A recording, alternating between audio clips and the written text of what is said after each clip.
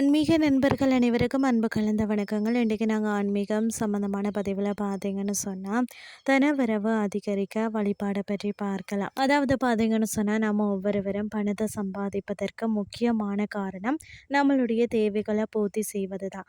அப்படிப்பட்ட தேவைகளை மிகவும் முக்கியமான ஒன்றாக இருப்பது நம்மளுடைய உணவு மற்றது உடை போன்றவை தான். பணம் இருந்தாலே உண்ண உணவும் உடுத்த உடையும் கிடைத்துவிடும் அல்லவா? அப்படிப்பட்ட பணத்தை தரக்கூடிய தெய்வமாகத்தான் மகாலட்சுமி இருக்கிறார்.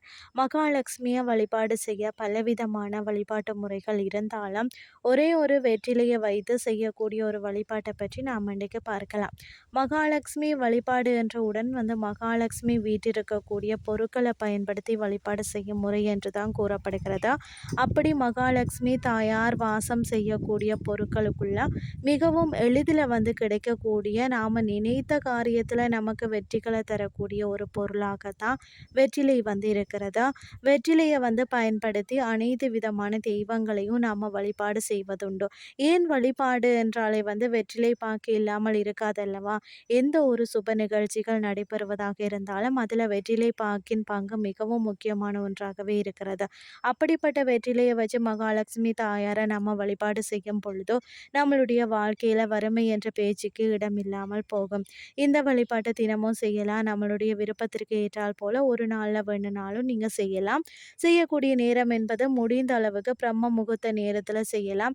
ஒருவேளை பிரம்ம முகூர்த்த நேரத்தில் செய்ய முடியலை எனும் பட்சத்தில் நீங்கள் காலையில் 6 மணியிலிருந்து 7 மணிக்குள்ளே செய்யலாம்.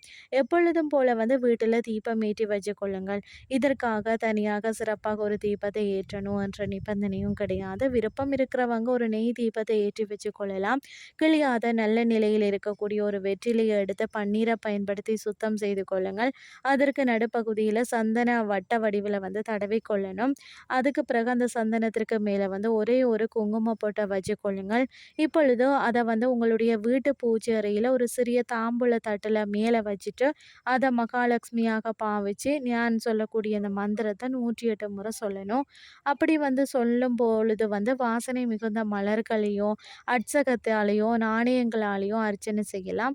இயலாதவர்கள் குங்குமத்தை பயன்படுத்தி கூட அர்ச்சனை செய்யலாம். மந்திரம் என்னன்னு சொல்லி பார்த்தீங்கன்னா ஓம் தன தான்யாதிபதையே நமக, ஓம் தன தான்யாதிபதையே நமக. தன தானியத்துடன் செல்வ செழிப்புடன் வாழணும்னு சொல்லி நினைக்கிறவர்கள் அதிக அளவில் செலவு செய்த பலவிதமான யாகங்களையும் பூஜைகளையும் செய்வது உண்டு. அந்த பூஜைகளுக்கு எந்த அளவிற்கு பலன் இருக்கிறதோ அதே போல் இந்த ஒரு வெற்றிலையை வைத்து முழு மனதோடு செய்யக்கூடிய வழிபாட்டிற்கும் நல்ல பலன் கிடைக்கும் என்ற தகவலையும் கூறிக்கொண்டு இன்றைய ஆன்மீகம் சார்ந்த பதிவை நான் நிறைவு செய்து கொள்கிறேன். இதே மாதிரி மற்றும் ஒரு ஆன்மீகம் சார்ந்த பதிவோடு உங்களை சந்திக்கிறேன். நன்றி.